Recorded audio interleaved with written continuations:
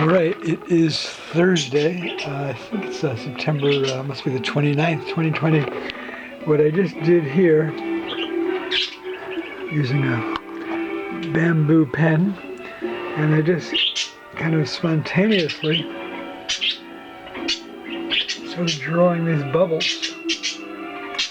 And it's what the late British art historian Sir Herbert Read, who I depicted in a drawing I have, a drawing I did a few years ago, back around, I don't know, 2016 or so, what he described as the magic of art making.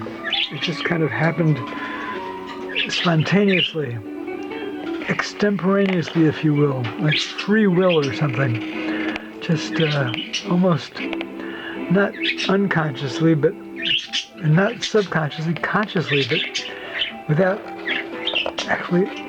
any, excuse the wordage, premeditated planning. It just kind of happened. All right, there you have it. Let's see how this looks vertically here. I'm gonna have to hold it up. All right, there you have it. Next part, I'm going to be doing some allegorical weapons, sea monsters, on top and all around the left and bottom below the portrait. Okay, stay tuned.